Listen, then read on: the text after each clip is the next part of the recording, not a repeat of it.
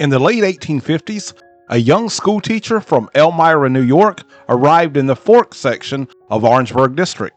This was rural South Carolina, the land between the North and South Forks of the Edisto River.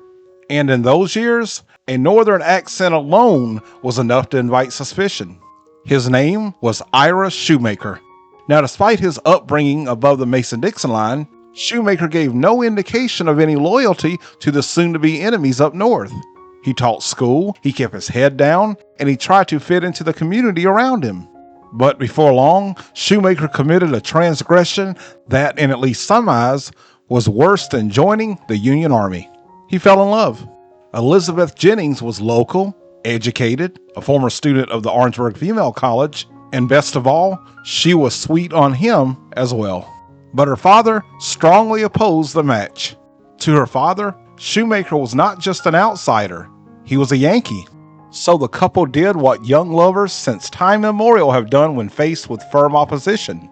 They made a little plan.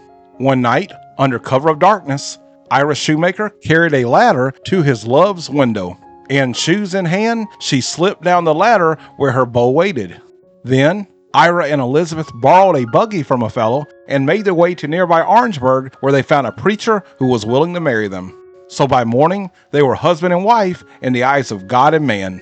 As you can imagine, the fallout was immediate.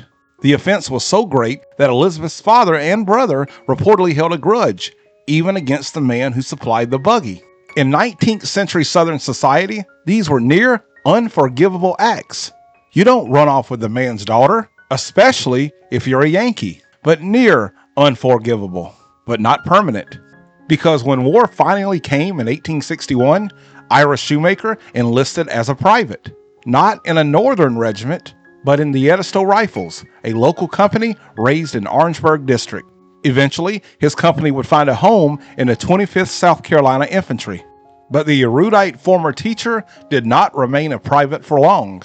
Over the course of the war, he rose to the rank of sergeant and was commended for gallantry by his regimental commander in the Battle of Drury Bluff, Virginia in 1864. But by the winter of 1865, Southern hopes were fading. And in January of that year, almost the entire 25th South Carolina Infantry was captured at Fort Fisher, North Carolina. In the dead of winter, Shoemaker and his comrades were shipped north as prisoners of war. Their destination was the prison camp at Elmira, New York, in Shoemaker's hometown. It was a cruel irony. The prison camp stood within reach of family who could possibly secure his release. But with a single condition: simply take the oath of loyalty to the Union. Essentially, come back home. Or as we say down south, when mama calls, you answer. He was urged to do so, and many would have understood, but he refused. Instead, Shoemaker remained in the same conditions of captivity that would claim the lives of some of his comrades. When the war finally ended, Shoemaker and his comrades who survived went home to South Carolina. He returned to teaching, and he became a steady, trusted figure in the life of his community. In time, he went into politics, representing his district in the South Carolina legislature. One former comrade later said that he fulfilled all the requirements of the model Confederate soldier. But upon his death years after the war, his hometown paper said something even more simple.